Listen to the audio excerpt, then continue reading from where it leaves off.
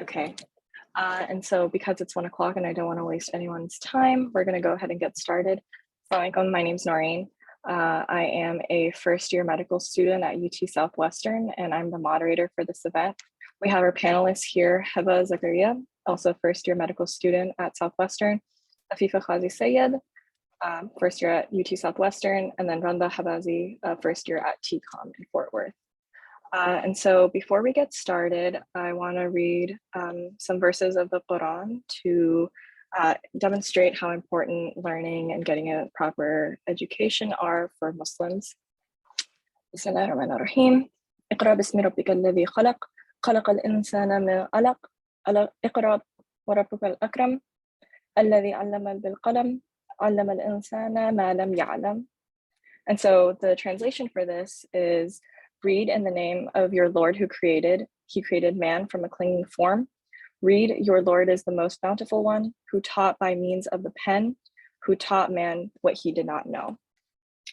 So with that, inshallah, let's get started. Let me introduce our panelists here. So first off, we have Hiba Zakari. Hiba is a first-year student at UT Southwestern. She graduated from UT Arlington with degrees in biochem and biology. She enjoys baking, cooking, exercising, and photography. She's a first-generation college grad and medical student. She attributes a large part of her success to the guidance of mentors and hopes that she can contribute to the same to future Muslim physicians and physicians in general. So Hiba, if you want to say something. All right. Yeah, I just wanted to say I'm really happy to be here, and if anybody needs any help after this workshop, you know, me and the other two panelists are here for you. Awesome. Okay, next we have Afifa Khazi Sayed. She is a first-year medical student at UT Southwestern in Dallas. She was born and raised in Arlington, Texas. She studied biomedical engineering and urban studies at MIT in Boston and graduated in May of 2021. She is interested in the overlap of medicine, innovation, and policy. Afifa, if you want to unmute yourself and welcome everyone. Yeah, assalamu alaikum everyone. Again, just really happy to be here and happy to be a resource in any way that I can. Awesome. And then finally, we have Randa Habazi. She is a first-year medical student at the Texas College of Osteopathic Medicine in Fort Worth. She is from Houston, Texas. She majored in nutrition at the University of Houston and graduated in May 2021. She is currently interested in radiology and physical medicine and rehab specialties. Randa, if you want to welcome everyone. Assalamu alaikum, guys, welcome. I'm excited to be here, and like the other panelists, if you have any questions after this, I'm always open to answer any questions. And if you have any questions about DO schools as well, I'm here to answer them.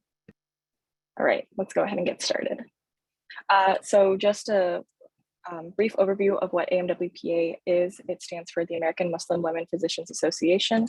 It's a nonprofit organization that was founded in 2008, and it's a group of female Muslim physicians and dentists, along with allied health professionals that are trying to promote health and preventative medicine in the community. Its vision is to promote the health, welfare, and education of women.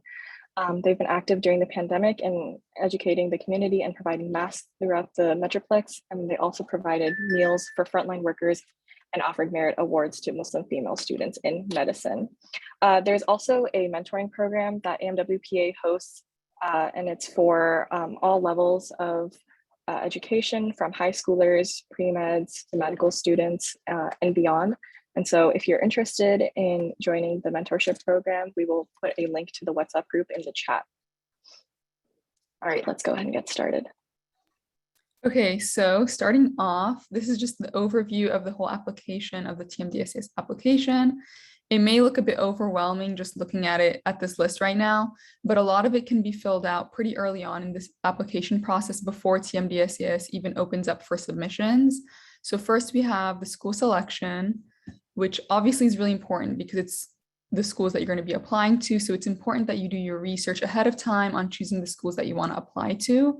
TMDSCS only covers Texas schools though. So if you want to apply outside of Texas, you won't be going through the TMDSCS application service. I don't think TMDSCS charges for all the schools that you apply to. I think it's a flat fee. So honestly, like in my opinion, it's always best to apply to as many schools as possible so that you have a greater chance of matching into a Texas school. But I do know that every school will most likely charge for the secondary application, which we can talk about that later on. Next, we have the personal information, education history, college coursework, and planned enrollment, and education and training history. These sections are pretty much just basic questions about demographics and education. They're pretty straightforward, and these are some that you can do ahead of time to get a head start. Then we have the activities, the personal statement, personal characteristics, and optional essay. These are the sections that are going to make up the majority of your application and where you're going to be able to convey your story to the admissions committee. And we'll talk about each one of these a little bit later too. And last, we have the proof of residency, supporting documents, which includes test scores and transcripts, letters of evaluation, and chronology of events. Okay, so now moving on to the activities section. This is the first section, like I mentioned, that you're going to be able to convey your story to the admissions committee. The activities section is divided into 7 categories: academic and non-academic recognition and rewards, leadership positions held in student or community organizations, employment, so any paid work experiences like scribing or pharmacy technician or any other job that you've held since high school, research activities, which they don't have to be in any specific science, and you can also list them even if you don't have a publication, and it includes both paid and voluntary research activities. And then healthcare activities, so scribing, shadowing, volunteering at a hospital or a health fair or anything else like that.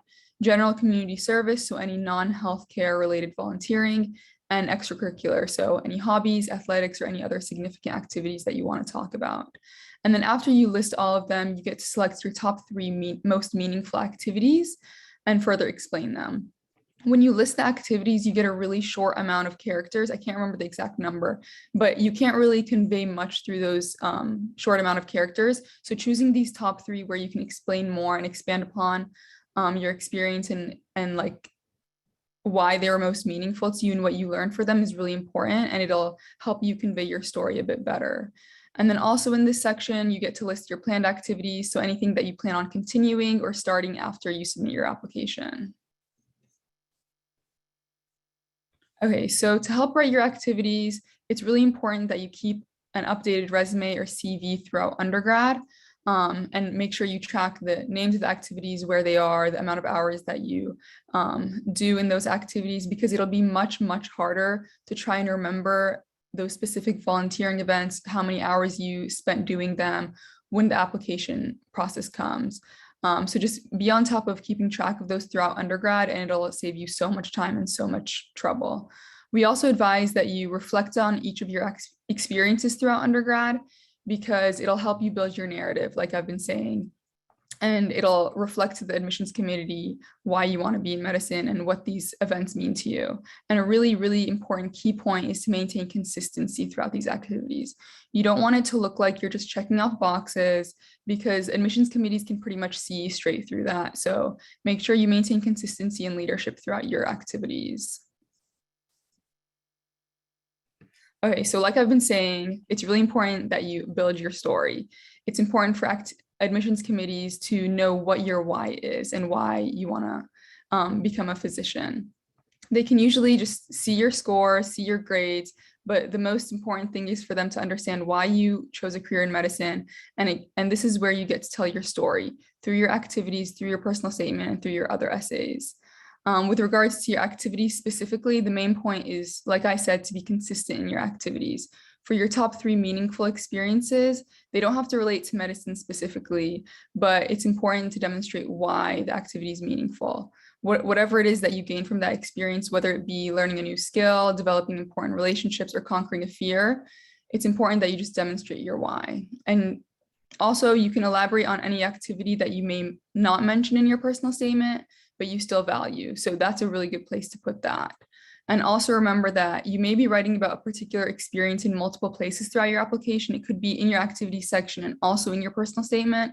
So just be sure that you're maintaining consistency in your application and there's no discrepancies.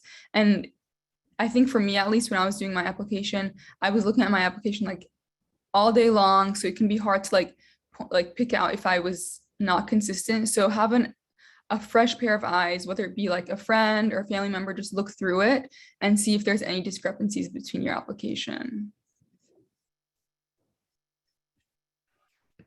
Okay, so for the personal statement, you want to explain your motivation to seek a career in medicine, and you really want to base your personal statement around your why medicine and the value of your experiences that prepare you to be a physician. So you really want to talk about your personal characteristics and everything that you kind of included in your activities. You really want to choose certain things to highlight in your personal statement that show your why medicine. And you want to be a storyteller, and you want to show and not tell. A lot of medical applicants tend to kind of tell their story instead of kind of making really good imagery in their essays. And so it's really good to give examples and stories and have the reader take away certain things from the stories that you tell. And start writing early and identify trusted editors. Those could be advisors, medical students, mentors, or writers. And just limit the amount of editors that you have for feedback, because it can get overwhelming whenever different people have different opinions. And so like you can get conflicting feedback, which can get stressful because you don't really know who to listen to. So just kind of try to limit the amount of people you talk to and kind of be true to yourself. And you may not love it, and that's okay. You just want to make sure to write with the perspective of the admission committee and know kind of what to write and what they look for. And make sure to schedule time to write, because often the way that the medical school application is set up, it's like you have your Mcat going, you have your application to fill out, and then you have all these personal statements and then secondaries that come along. And so you can definitely be tight on time if you're also spreading yourself thin with other extracurricular activities like research. So just make sure you schedule time to write and give your enough time for yourself to be creative and not rush through it. So for the personal characteristics essay, the prompt is: learning from others is enhanced in educational settings that include individuals from diverse backgrounds and experiences. Describe your personal characteristics, which include background, talent, skills, etc., or experiences that would add to the educational experience of others. And so it's kind of hard whenever you have so many prompts you have to brainstorm for. So again, just kind of give yourself time to write different thoughts on paper or on a quick like Word document, just kind of writing out different ideas that you might want to include in this kind of essay. And also ask friends and colleagues what they admire about you, because sometimes it can be hard to think of like what your personal characteristics are and like how people view you. So asking somebody close that will give you some constructive feedback and some ideas of how they see you and like what things you can write about could be helpful. And then for your optional essay, which is your third and last essay, even though it says it's optional, most of the time it's not. And I would really encourage you to write it regardless, because you can write a lot of good things in this essay. So the prompt is: briefly discuss any unique circumstances or life experiences that are relevant to your application, which have not previously been presented. And you want to limit this to 2,500 characters, including the spaces. And this essay is kind of really good to include anything else that you wanted to include in your application that you haven't had the chance to.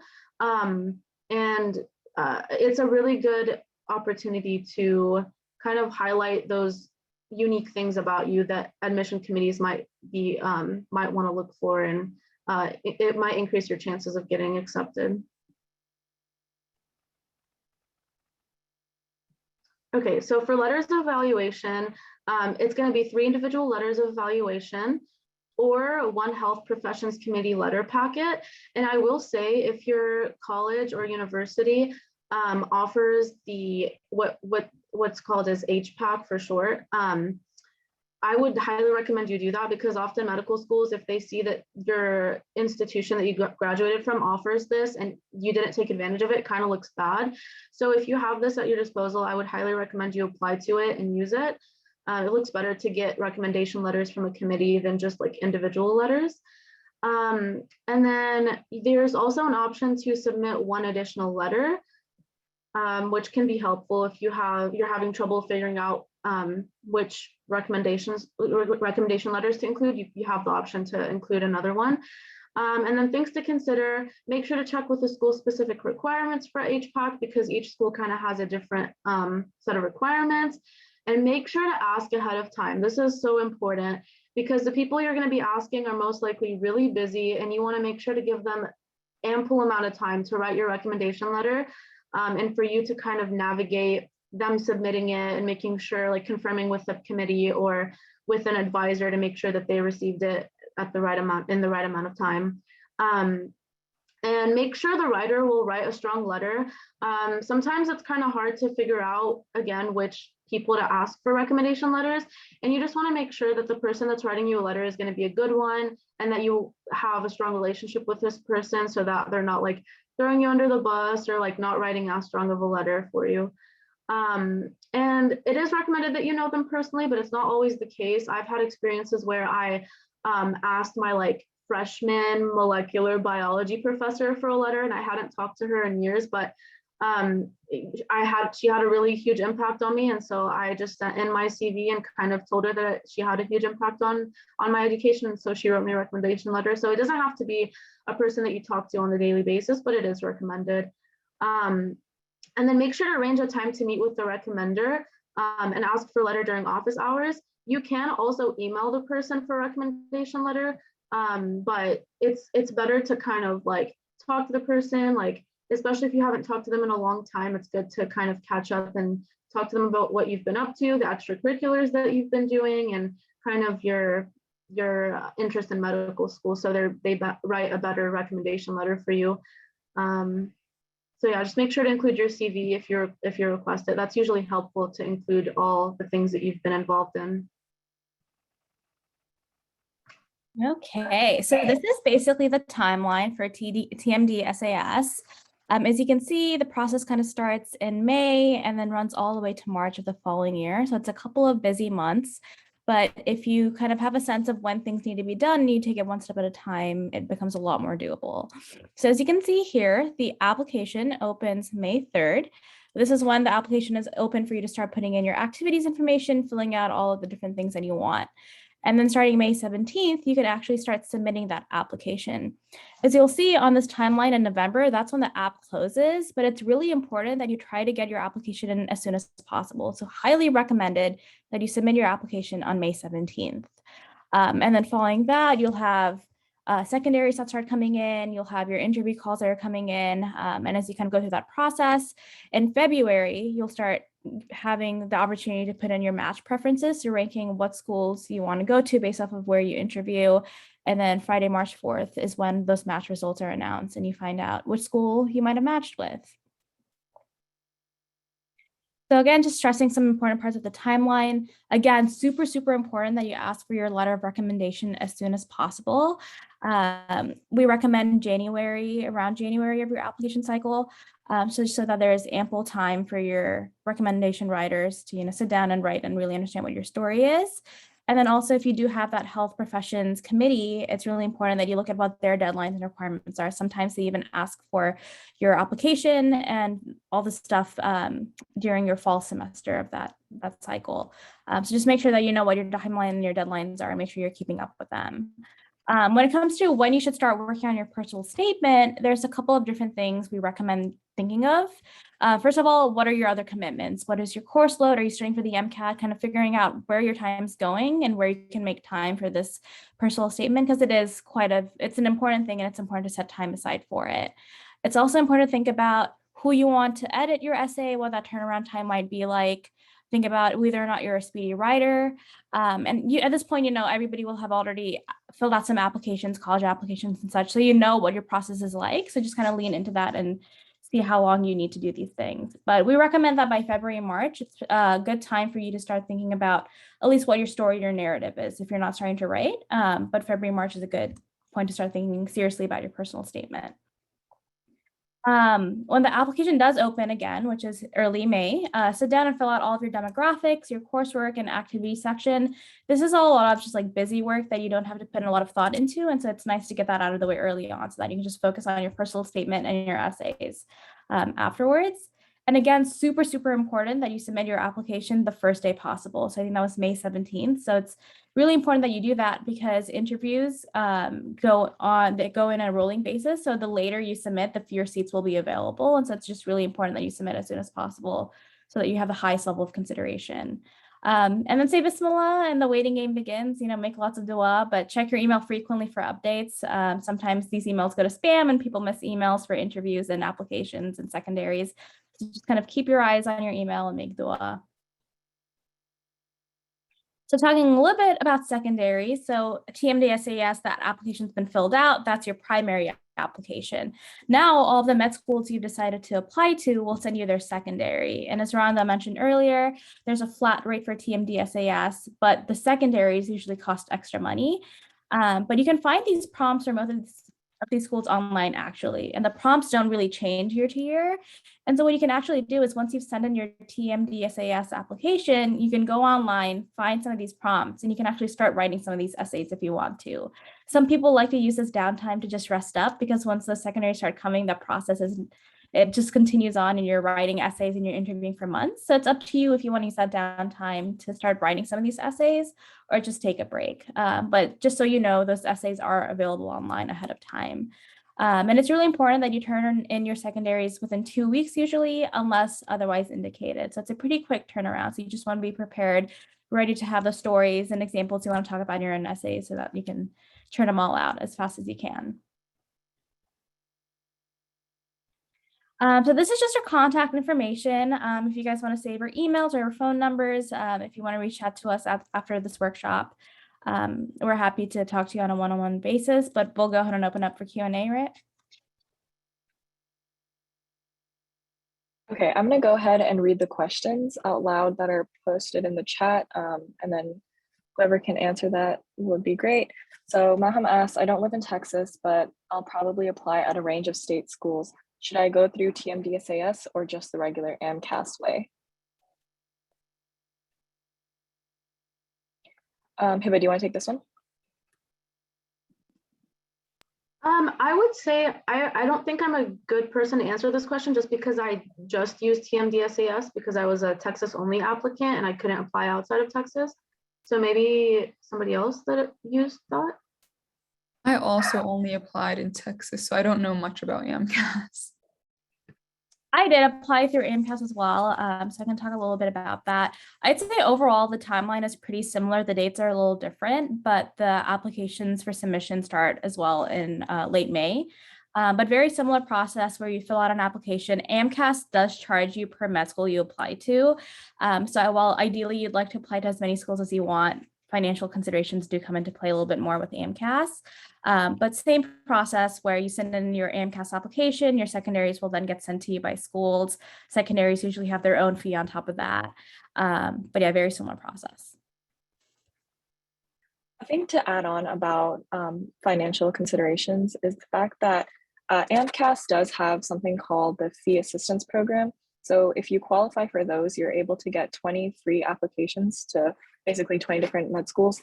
And so that's a really good way to increase the participation of lower income students.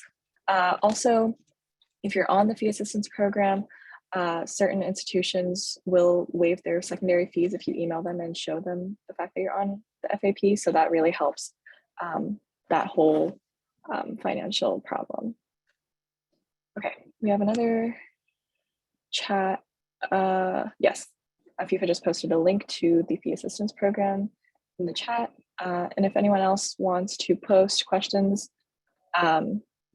or say them out loud, we are here.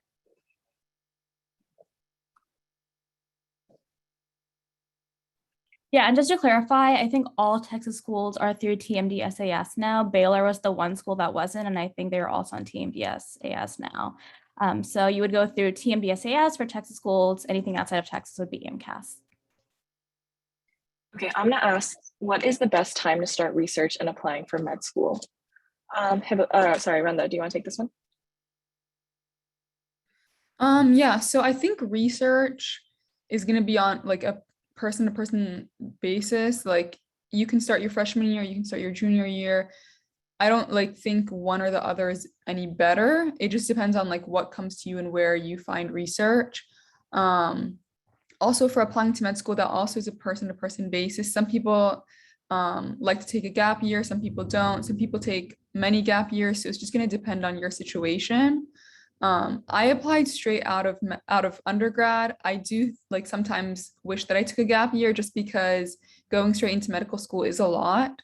And it's kind of just like nonstop. So it's just going to depend on your situation when you decide to apply for med school and when to do research. If anyone else has anything to add to that. Yeah, just to follow up on what Randa said, which is really good. I think that doing research is kind of variable. Like she said, there's kind of different timelines. I personally started doing research around the same time I started studying for the Mcat. And it was kind of tough because that was the same time that COVID started. But it's just kind of different. If you find a really good research project that you're interested in at the beginning of undergrad, feel free to do it, but then don't feel like pressured to only have it done like from the very beginning. You still have time to do it during your junior or senior year. And for med school, if you don't want to take a gap year, you would apply following your junior year. But if you want to take gap year, you know, that changes things, but yeah. Okay, that's great answers, everyone. So we have had a couple of questions in the chat. The first one is, do Texas med schools require English prereqs? And if so, does it depend on what sort of English was taken? Anyone can answer this. Been a while. Yeah, the question is, do Texas medical schools require English prereqs? I don't think I think the only English that you need to take is the English that you need to graduate undergrad, like to get your bachelor's, but I don't think any school has like a specific English class that you need to take, unless I'm mistaken. Yeah, I think you're right. I just looked it up. It says 6 semester hours or 9 quarter hours of college English. Okay, then the next question says, is it okay to mention scientific writing for a research project that you've done but may not have been published? Yeah, for sure. I did research and my specific project by the time I graduated was not published, and it's definitely valid to include in your application as a research experience for sure. And also, if you've applied and you haven't published anything, but then later on, like in the application process, like during those months you get published, you can always reach out to those schools and like update your application, be like, hey, I actually had an update to my application, I had this publication, and just explain that. And that's totally fine too. I think that actually happened to me. Yep. Okay. Someone asked, so the process for applying to med school is the same for every field? Like, is it the same for physiologists and neurologists? Or is there something different that you need to do?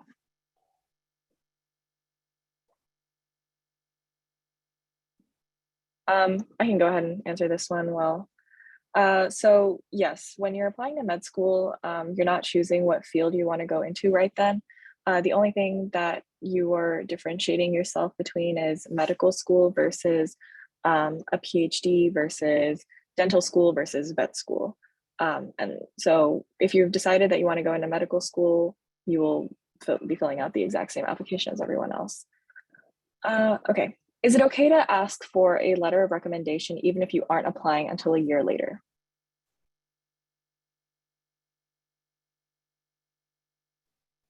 Yeah, I think that could be okay. I think the only thing to think about is just making sure that you're being respectful of the letter writer's time as well. But oftentimes with a lot of my recommenders, I had asked them for letters of recommendation for other applications and things. So they already had letters kind of going by the time it came to applying to med school. And I think it did make it easier for them. So I don't know that if there's any harm in asking that early, but just kind of using your best judgment in terms of respecting their time. And could you also add on how best would be to, or how would you choose like the best letter writer for your application? Yeah, I can answer that. And then I'm sure Hiba and Randa also have good thoughts on this. So for me, it came down to who I thought knew me the best, who kind of had a sense of what my story was, who can kind of support and facilitate what I had to say. And so what I actually did was I sat down and I thought about what is the story that I want to convey to medical schools and who are the people that can help support parts of those stories. So if I wanted to convey that I'm a really good researcher, okay, well, who have I done research with and who can have speak to the strengths in my research field? What if another thing I wanted to talk about was how I cared about communities and community growth? Well, who could I think about who I've worked with who's familiar with that part of my application? And I asked them. And actually what I did was when I reached out to my writers, I specifically told them what part of my application I thought they were really good at commenting on. And I asked if they could specifically focus on that part on top of whatever else they wanted to say. And so thinking about what story you want to convey and who have you interacted with thus far that can like support parts of that story is how I approached it. Yeah, I definitely agree with what Afifa said. That's really good advice. And I would also say, adding on to that, different HPAC committees from different schools have different requirements. So for me, one of the requirements was like I had to include a letter from an MD or DO and like one from a science professor and then like one from a non-science professor or person. So if you have those restrictions from your HPAC committee at your school, I would follow those guidelines, and that's kind of what guided me. So I scribed, and I thought that for my MD letter, it would be really helpful for me to ask a doctor that I worked with and got close with throughout my scribing for a recommendation letter. And I think that was really good. And then like Afifa said, for research, I wanted to show that I was a good researcher. So I asked my research mentor for a recommendation letter. And for my third letter, I think I mentioned in the presentation that I asked my freshman professor who had a huge impact on me pursuing medicine. So it kind of varies, but I would definitely use those guidelines to your benefit if you have them at your school. And then, Randa, if you want to talk about this, but how are some ways that students can develop good relationships with their professors? People are attending classes with with a lot of other students, and so how can they develop that relationship?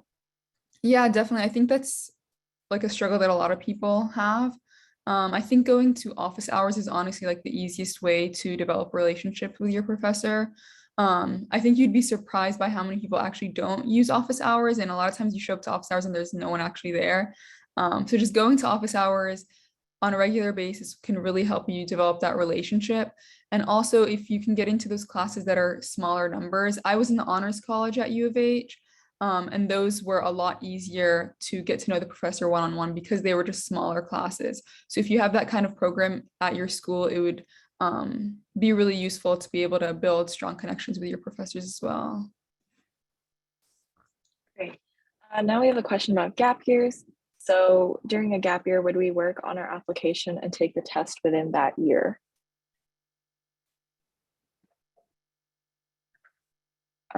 I don't believe any of us have taken gap years, but if anyone has any input on that. Yeah, I can talk a little bit about it. So usually if you're applying straight into medical school right after undergrad, you'd apply right after your junior year. So in the case of taking one gap year, you'd apply at the end of your senior year. So you'd start the application in May and then you'd go all the way until match day in March throughout your gap year. And then for your Mcat, you'd want to take that before you apply or like right around when you apply. So you'd take that probably like second semester senior year. Or if you want to get ahead of the game, taking it like the summer before your senior year. That's how I would anticipate it going. Yeah, and I think the Mcat is valid for 3 years, if I'm not mistaken. Yeah. So yeah, you can definitely take the Mcat way ahead of time and still be okay. And then we also have Manal Ahmed on the chat, who is an MS2 at UT Southwestern, and she also took a few gap years. And so she can also speak to her experiences on that if you have any more questions. Okay, someone asked, can you explain the difference between PhD school and med school?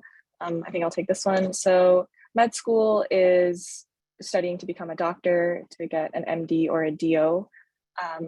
And then a PhD is studying to become a PhD. So in med school, you have a lot more formalized classes and a lot more formalized training. So you would do about 18 months to 2 years of didactics, which is like you learning everything about the body. And then you do 2 years of rotations in which you are working in a hospital doing different fields and, being a student doctor, and then graduating and doing residency with an end goal of practicing medicine. For a PhD, you are attending maybe 1 year of classes, but mainly you are working in a lab. And so you are working towards figuring out or towards finishing up a thesis and becoming an expert in a certain field. And so you cannot practice medicine with this. Just a plug is if you're interested in both things, there is a program called MD PhD pathway. That is something that I'm in.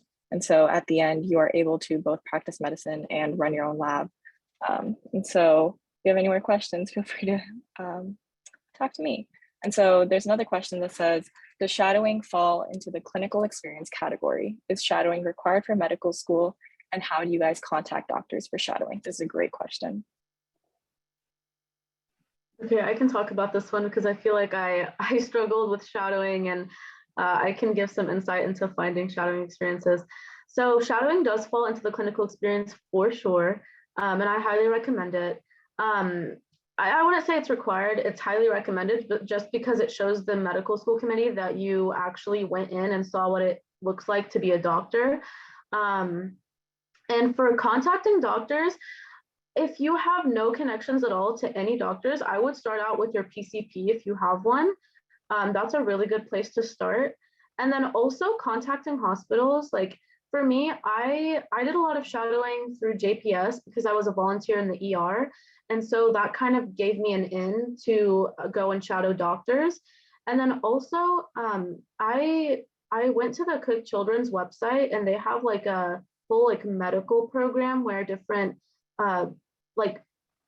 undergrad students to residents can go and shadow physicians. So if you don't have any other personal contacts to doctors, I would definitely also start there. You just kind of fill in an application and you tell them what specialty you're interested in shadowing, and then they kind of match you to a doctor if you don't have a doctor already in mind.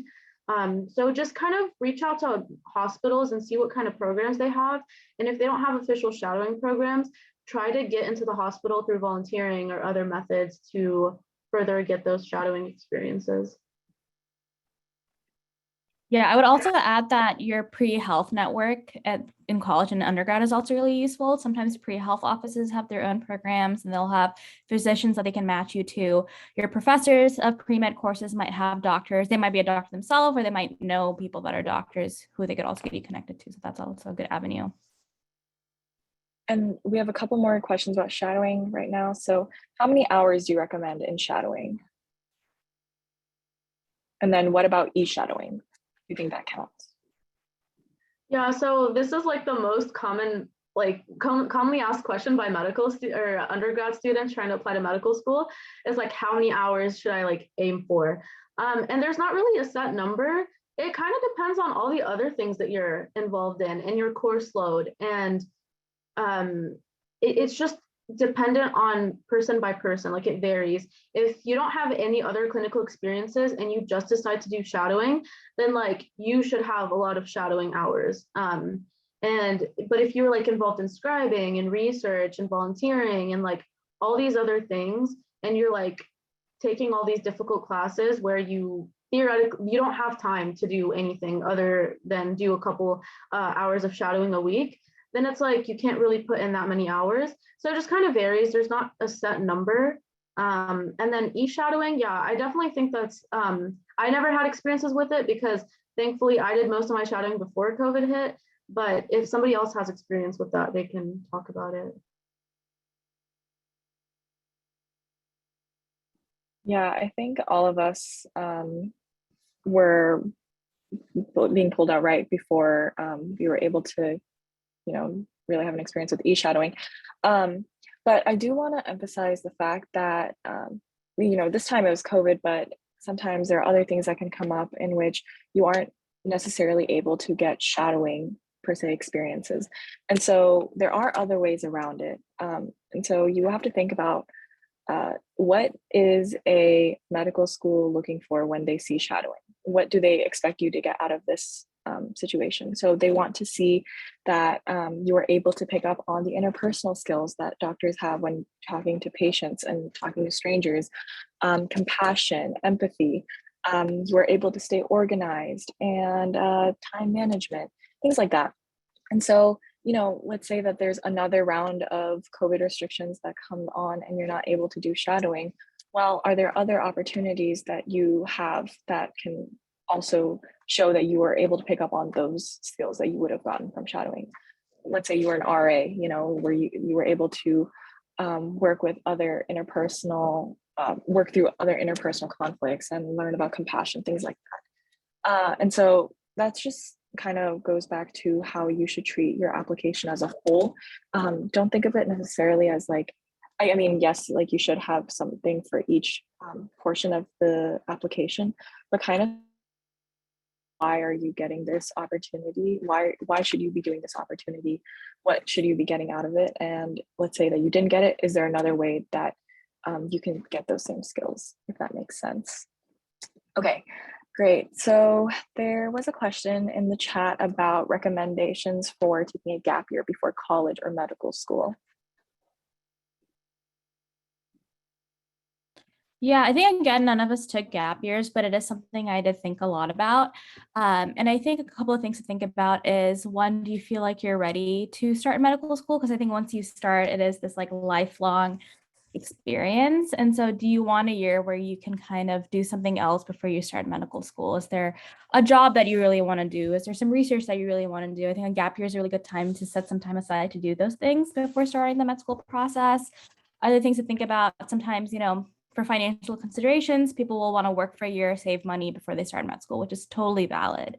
Other times people will feel like they need a gap year to make their application more strong and more competitive, which is also totally valid. I think if you do something during your gap year, naturally it'll add to your application, it'll make it stronger as well.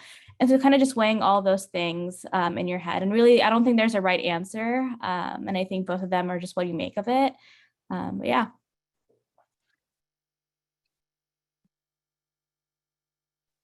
Okay, awesome.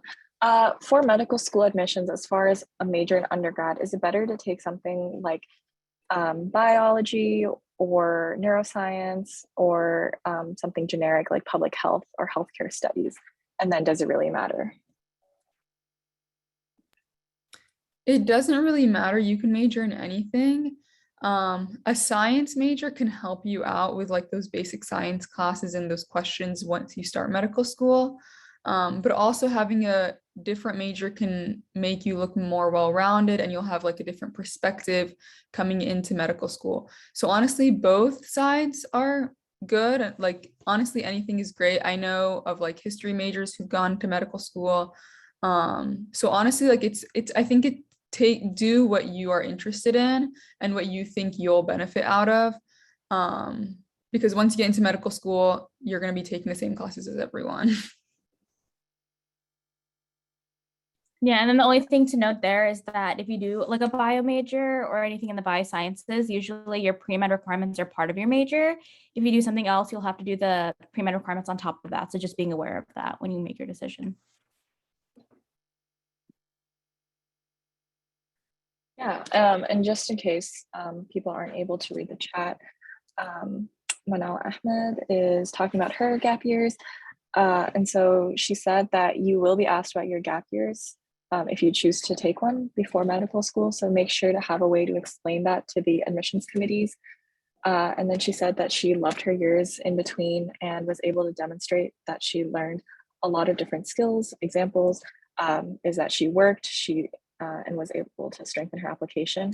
And she also says that it was good for her because she came into medical school feeling balanced and ready. Yeah, and so that is all the questions that are currently in the chat. If anyone has, oh, wait, we have a new question. How do you get research experience in your gap years if you are out of undergrad? So Hi, I can just unmute if if Yeah. y'all will have me. Hi, sorry, I'm just on the road. Otherwise, I'd definitely be more engaged in this call. My name is Manal. Thank you for having me. So yeah, in terms of gap years and if you wanted to do research, so my story is a little bit different because I was living in Canada at that time. But you can definitely contact like research institutions. So universities typically will have like a job site that you can look for. If you're looking for a paid position, you can definitely do that. But look at what sort of projects you're interested in online or like at these schools essentially, and just contact the PIs and just be like, hey, I'm a student, or like I'm like a pre-med student essentially. I'm looking to apply to medical school. I'm really interested in your project, just as you would if you were in school at the same time. And again, most people, especially if you're offering them volunteer time, free time, you're giving them capacity and all that, then they're really willing to take you on. So just be engaged and keep searching for whatever opportunities that are out there. Yeah, awesome. And then that is coupled with the question of how can I find research opportunities? So like Manal said, reaching out to different PIs, which stands for principal investigators, people who run the labs, that is really helpful. And then if you're currently at an undergrad institution, usually they have research, like research fairs, research opportunities or contacts that they can link you with. Okay, there's another question that says, if you take something like public health or healthcare studies as a major, would you have to do a lot of self-study for the Mcat versus if you took a more biological science major?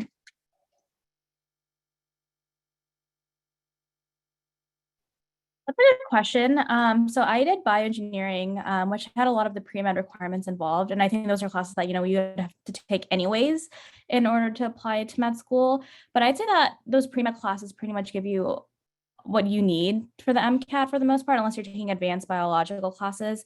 I don't know how much those classes really add to studying for the MCAT. So I'd say that the base level classes that you need, you'll get through your pre-med requirements. I wouldn't worry too much about that.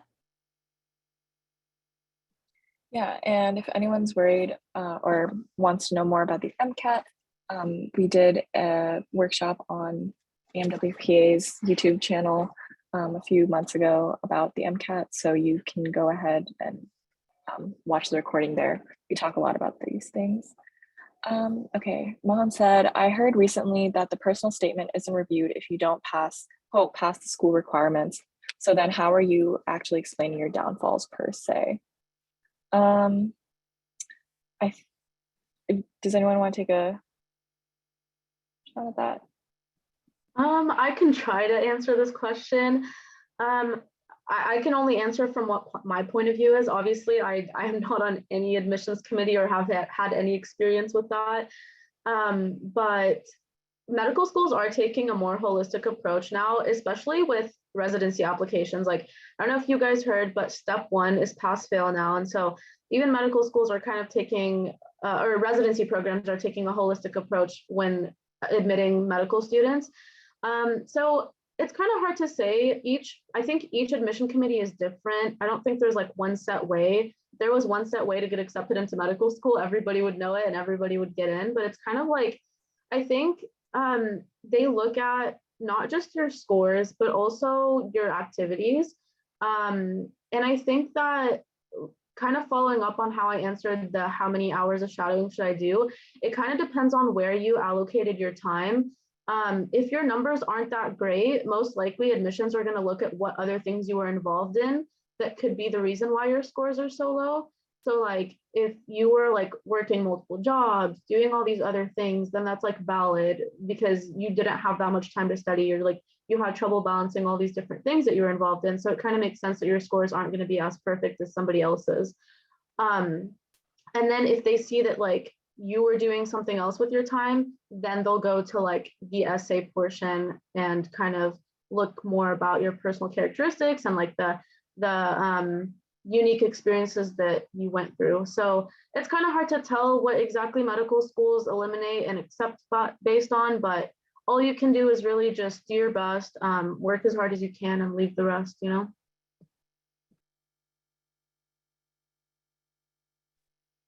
That's a great answer, Hiba.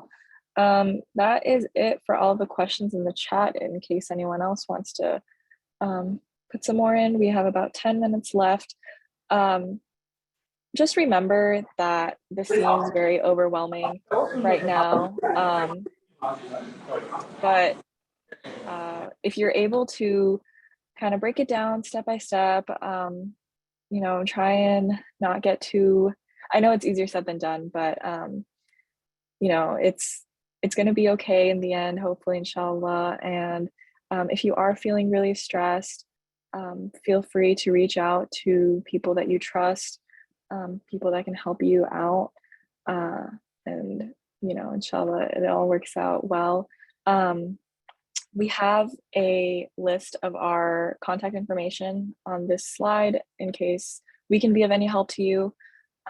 And yeah, do you guys want to say anything else? No, thank you so much for everybody who attended. And if we can help you with anything else, feel free to reach out to us by email or by phone number. And yeah, we're here to help you.